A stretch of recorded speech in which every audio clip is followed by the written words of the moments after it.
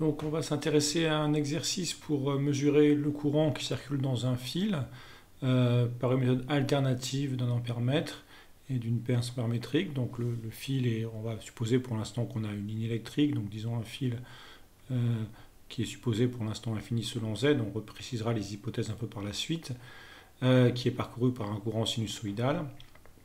Et on dispose en fait de bobines, chacune de n spires à une certaine distance d pour la première du fil et d plus 2a pour la seconde du fil. Donc voilà pour les bobinages. Donc le nombre de spires, la résistance de chacun des bobinages, la fréquence du courant d'excitation, le côté des carrés des spires. Et en fait, on va voir apparaître des courants induits dans les spires qui auront pour intensité respective les intensités qui sont indiquées ici. Bien sûr, le second circuit étant plus loin que le premier, le champ magnétique, comme on va le montrer, décroît en norme avec la distance, donc on aura une intensité plus faible dans la seconde bobine. Alors rapidement, le mécanisme à l'œuvre, c'est bien sûr un phénomène d'induction, d'accord. Vous avez un courant I de T qui circule dans le fil qui est dessiné en rouge. Ce courant I de T, il va créer un champ magnétique orthoradial, on va le déterminer dans un instant. Ce champ magnétique orthoradial, il va créer un flux qui dépend du temps à travers les bobinages. Ce flux qui dépend du temps, d'après la loi de Faraday, va créer des forces électromotrices. Et ces forces électromotrices, elles vont créer, si la bobine est fermée, comme c'est le cas ici, des courants induits qui dépendront de la distance et donc qui seront différents dans les deux spires, ce qui nous permettra à la fin de remonter au courant d'excitation. Alors on va commencer, donc l'objectif c'est de déterminer le courant, vu qu'on donne les courants induits dans les bobines, l'idée c'est de déterminer ces courants induits. Donc pour déterminer ces courants induits, si je remonte, l'idée c'est que j'ai besoin de la force électromotrice, j'ai besoin du et j'ai besoin donc du champ magnétique créé par le fil infini. Rapidement, j'ai juste remis les grandes étapes du raisonnement.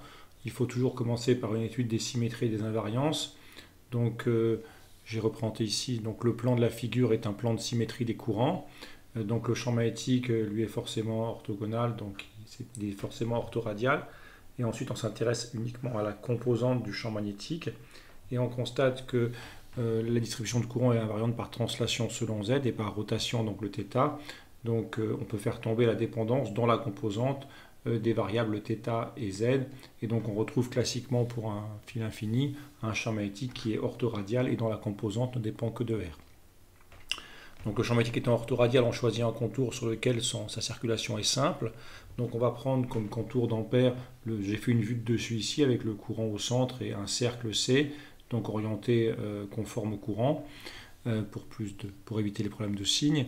Donc je dis que l'intégrale sur le contour C de B scalaire dl, donc B étant orthoradial, le B et le dl sont pareils et de même sens, ce qui fait BdL, B dépendant que de R, on est à R fixé, donc on peut sortir à la composante Bθ de R de l'intégrale, et il nous restera donc le périmètre du cercle qui fait 2πr.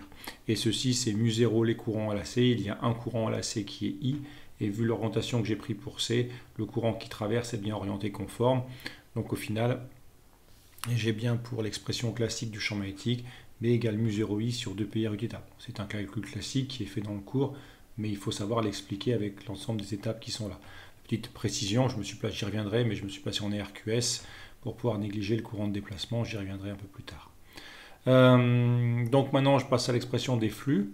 Donc pour calculer les flux, il faudra forcément orienter votre circuit parce que vous avez calculé le flux à travers une surface et la surface doit aussi être orientée. Donc j'ai choisi de prendre les courants I1 et I2 tels que représentés ici. Ce qui fait donc, si vous regardez le courant I1 qui circule comme ceci, l'élément de surface ds1 va être orienté vers le fond, d'accord, conforme à I1.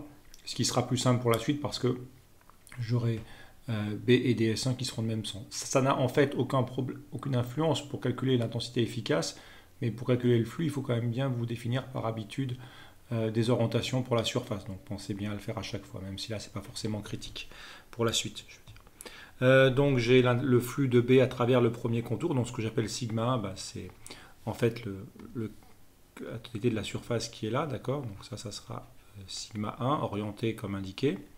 Et donc maintenant, je peux calculer le flux sans difficulté majeure. Il faut juste faire attention que B dépend du point. Et donc j'aurai l'intégrale je peux appeler ça Z égale 0 jusqu'à A, peu importe l'origine des positions, et de R égale D à D plus A. D'accord, je recopie l'expression du champ magnétique, mu0 n. Alors pardon, excusez-moi, je vais mu0 i de t sur 2πr. Il y aura le uθ du champ magnétique, mais qui va se simplifier avec l'élément de surface qui lui-même, ds1, comme indiqué au-dessus, ce sera un dr, ds, uθ également. Donc uθ scalaire uθ fera 1. Et donc on aura dr, dz. Alors attention, il ne faut pas oublier qu'il y a grand n spires. Donc ça serait le flux à travers une spire. Et vu que les n spires sont superposées, on aura donc grand n comme ceci. Et donc maintenant, bon, l'intégrale sur z est immédiate. Ça fait n mu0 i de t sur 2πr. Et donc petit a pour le calcul sur z. Et l'intégrale sur r, bon, on s'intègre en dr sur r, on intègre en logarithme. Et on a ln de d plus a sur d pour le calcul. Voilà. J'ai réécrit en dessous le résultat, mais qui est ici également. Donc là, j'ai le flux, d'accord, à travers le premier bobinage de n spire mu0 na sur 2π i de t, ln de d plus a sur d. C'est pas vraiment la peine de passer beaucoup de temps à faire le second calcul. La seule différence, vous voyez, au lieu d'intégrer de d à d plus a, vous devez intégrer de d plus 2a à d plus 3a. Dit autrement, vous transformez d en d plus 2a. Il suffit en fait, pour passer de ici à là, il suffit simplement de basculer d en d plus 2a, parce que vous décalez de 2a. Et donc le résultat ici, en décalant de 2a, ça fait donc d plus 3a et d plus 2a. Voilà. Donc maintenant qu'on a le flux, ok, donc pour l'instant, on a le champ magnétique, ça c'est fait, on a le flux, maintenant on passe à la force électromotrice et puis immédiatement au courant. Donc j'ai supposé que le courant était de la forme un certain courant efficace, racine de 2 cosinus oméga t. On peut toujours prendre l'origine des phases à 0 pour le premier courant. Et donc je passe maintenant à l'expression des courants. Donc pour calculer les courants, je ne vais pas calculer le premier courant qui est ici. Donc le courant, ça forcément la force électromotrice sur la résistance. La force électromotrice, ça c'est la loi de Faraday. Voilà. Et maintenant, alors, d de phi avec, donc je vais noter avec i de t, pardon, i de t qui vaut i efficace racine de 2 cos oméga t. Donc on peut recopier pas mal de termes déjà, moins 1 sur r, mu0 na sur 2π, ln de d plus a sur d. Et donc il me reste à dériver le cosinus, donc il va faire sortir la pulsation oméga, et quand je dérive le cosinus, il va se dériver en... donc il y aura aussi, il faut que je recopie également le i efficace, pardon, racine de 2, et quand je dérive le cosinus, il va forcément se transformer en sinus avec un moins, d'accord, et donc le moins de la dérivée du cosinus se simplifie avec le moins la loi de Faraday pour obtenir ceci.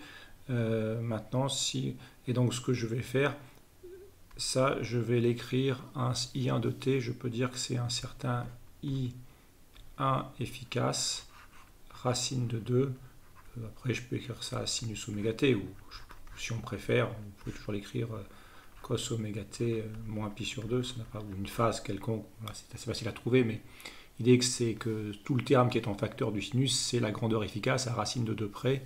Donc on voit finalement que le I1 efficace, c'est tout ce qui est là. Voilà, ça s'arrête là, d'accord. Donc si j'en ai pas oublié, donc le N mu0 A oméga I efficace sur 2πr ln de d plus a sur d. Voilà, donc ça c'est l'expression du courant efficace, enfin le courant l'ampèrement, puis on prend le courant efficace. Pour la deuxième calcul, je ne vais pas le faire, il suffit simplement, vous voyez c'est le même calcul, vous remplacez juste les distances ici en décalant les distances, et vous obtenez le second courant efficace dans le second système. Alors maintenant, on peut essayer de souligner les grandeurs inconnues. Les courants efficaces sont fournis dans les deux bobinages, en fait on les mesure, c'est ce qu'on mesure. L'inconnu, c'est de mesurer le courant dans le grand fil, et on a un appareil qui mesure les courants dans le petit fil, dans les petits fils. Donc en fait, nos inconnus, eh bien, c'est l'intensité efficace qu'on cherche, et c'est éventuellement la distance qui peut être mal connue, d'accord? Cette distance éventuellement n'est pas forcément très bien connue ou pas très précisément connue. Donc on a a priori deux inconnus qui sont I efficace et D pour un système donc de deux équations à deux inconnus, sachant qu'on vous explique que A sur D est petit devant 1 pour la suite. Donc comment faire ça? L'idée c'est en fait d'abord calculer A sur D et ensuite on essaiera de revenir à efficace. Donc voilà comment j'ai procédé. J'ai fait I de efficace sur I en efficace et donc j'ai simplement fait le rapport des logarithmes. Ensuite ce que j'ai fait dans tous les termes, je vais faire un exemple ici, donc exemple d'un calcul. D plus 3A, je l'ai réécrit D facteur de 1 plus 3A sur D, et pareil pour D plus 2A, que j'ai réécrit D facteur 1 plus 2A sur D, et vous voyez que les D vont simplifier ici, donc ce qui me permet en fait de d'écrire ça sous la forme 1 plus le terme qui sera petit devant 1. Ensuite ln de x sur y, je l'écris ln de x moins ln de y, et j'arrive à ce résultat-là pour l'instant. Alors c'est là qu'il faut faire un peu attention. Vous voyez, les courants 1 et 2, si je reprends leurs valeurs, ils sont voisins. Ils sont à peu près, il y a un dixième de milliampère d'écart, donc il y a à peu près 10% d'écart, on va dire, entre les courants. Ils sont assez voisins. Le problème, c'est que si vous faites un calcul à l'ordre 1, si vous vous contentez d'un calcul à l'ordre 1, vous allez avoir ici ln de 1 plus x qui s'approximera à x, et vous aurez 3a sur d moins 2a sur d, ce qui fera a sur d, et pareil au dénominateur, donc à l'ordre le plus bas. Le problème c'est que vous allez trouver en fait que I2 efficace égale I1 efficace, donc il faut aller plus loin dans le développement, parce que I2 efficace n'est pas égal à I1 efficace, c'est-à-dire que le développement à l'ordre 1 est trop grossier ici. On a simplement le terme trivial que les deux courants sont très voisins, égal à 1, enfin le rapport est égal à 1. Donc l'idée, vu que le développement à l'ordre 1 ne donne rien, l'idée c'est de pousser plus loin, d'accord, c'est d'aller jusqu'à l'ordre 2. C'est l'idée qu'on peut avoir, d'accord. Alors c'est un peu plus technique, donc j'ai réécrit ici le développement du logarithme à l'ordre 2 en x, d'accord, x moins x carré sur 2 plus le petit o. Donc ici le x vaudra 3a sur d, donc je fais 3a sur d moins 1 demi et 3a sur d au carré. Le second terme, j'ai pareil mais avec 2a sur d, donc j'aurai 2a sur d moins 1 demi de 2a sur d carré, et pareil en bas, mais je le fais avec a sur d. Donc là, si je continue les calculs à partir de là, je vois que je vais avoir d'une part, au niveau des termes, donc j'ai 3a sur d et 2a sur d, il me reste donc du a sur d. Et ensuite j'ai, alors 1 demi, là j'ai du 3, vous voyez, a sur d carré, donc 3 au carré fera 9. Là j'ai du 2 au carré qui fera 4, donc il me reste 5. Et là j'en ai 9 et 5, donc il va me rester en fait, pardon, j'en ai 9 ici et 4 là, il me restera donc 5 en négatif, parce qu'il y a un moins en facteur devant, et là c'est moins qui fait plus, donc il me restera 5 en négatif, donc j'ai moins 1 demi fois 5 fois a sur d au carré. Et au dénominateur, j'ai pour l'instant a sur d moins 1 demi de a sur d carré. Donc là, je peux maintenant simplifier en haut et en bas par un a sur d. Vous voyez, donc ça fera 1 moins 5 demi de a sur d. Et là, 1 moins 1 demi de a sur d. Ok, donc je continue encore un peu le calcul. Et donc ça peut se réécrire 1 moins 5 demi de a sur d. Alors ça, c'était en fait...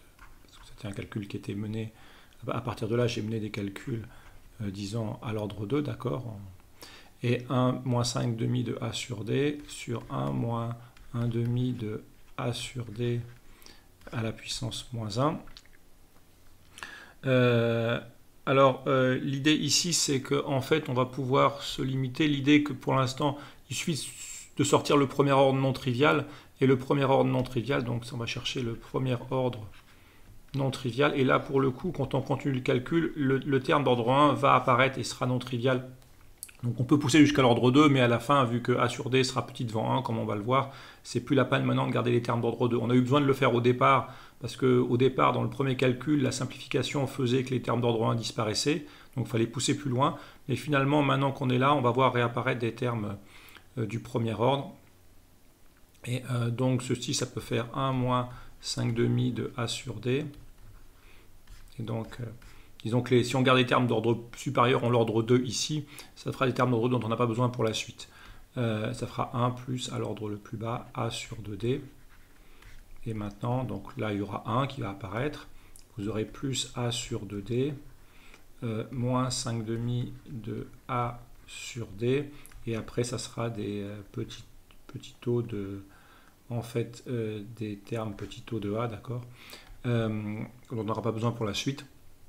On aurait eu besoin de le faire si là, ça avait encore été 0. Mais ça, c'est plus le cas. Et donc là, j'ai 1,5 moins 2,5. Donc, il me reste moins 2, en fait. 1 moins 2 A sur D. Donc, voilà pour le résultat. Et donc, j'ai trouvé que le rapport des courants, en fait, valait 1 moins 2 A sur D. Ce que je peux réécrire comme 2A sur D égale 1 moins le rapport des courants. Parce que ici, je vous rappelle que c'est I2 efficace sur I1 efficace. Donc en fait, j'ai bien mené au départ, j'ai bien mené à l'ordre 2, donc j'ai bien fait tous les calculs à l'ordre 2 au départ. Et arrivé ici, cette expression-là, vous pouvez l'amener encore à l'ordre 2 si vous voulez, mais vous verrez que le premier terme non négligeable, non trivial, c'est ce terme-là. Voilà. Et après, on remplace par les valeurs des courants qui sont fournies. Donc je fais simplement A sur D, ce sera donc le rapport des courants sur le courant, que je divise ensuite par 2, et si vous faites le calcul, bon, on fait en fait, voilà, on prend les courants là, donc on fait 1,92 moins 1,83 et on redivise par, disons, à peu près 2, disons, et on redivise encore par 2 parce qu'il y a un facteur 1,5, ce qui nous fait finalement le 0,023 qui est ici. Et ensuite, ce qu'il suffit de faire, maintenant que vous avez l'expression de A sur D, donc maintenant A sur D est connu, vous pouvez reprendre une des expressions, par exemple la première, vous voyez que vous exprimez I efficace en fonction de I1 efficace et du rapport A sur D qui est là. Voilà, donc je l'ai fait tout de suite, et en reportant dans 1, on montre que I efficace, c'est I efficace 1 fois la résistance sur N mu 0 à F, donc il y a 2 pi qui ont disparu parce que j'ai remplacé la pulsation par la fréquence, et j'arrive ici, et donc maintenant si on fait l'application numérique, donc si on reprend 1,92 mA pour le premier terme, une résistance de 1 ohm, et là on avait l'essence pire, 4pi fois 10-7 pour la perméabilité magnétique du vide, A c'était 2 cm, et on a une fréquence de 50, fois 1 sur ln de 1 plus 0,023, je crois qu'il y avait peut-être éventuellement, si on calcule que ça faisait 4, ceci, et on trouve un courant qui est de l'ordre de 600 ampères. Bon, si c'est un fil, une ligne électrique, on peut avoir des courants bien sûr importants. Donc on a l'intensité efficace qui est là de 600 ampères. Bon, voilà pour le résultat. Alors maintenant, on peut revenir sur les hypothèses de travail. Alors sur les hypothèses de travail, on a fait différentes hypothèses qu'on peut reciter. On a supposé le fil infini. Alors, peut-être toujours pareil, l'idée c'est de supposer que il faut simplement que, pour que ça soit acceptable, il faut que D, la distance à laquelle on se place, soit petite devant la longueur du fil. Donc imaginons que vous ayez une ligne électrique, en faisant un exemple avec une ligne électrique, et puis vous êtes par ici à essayer de faire la mesure.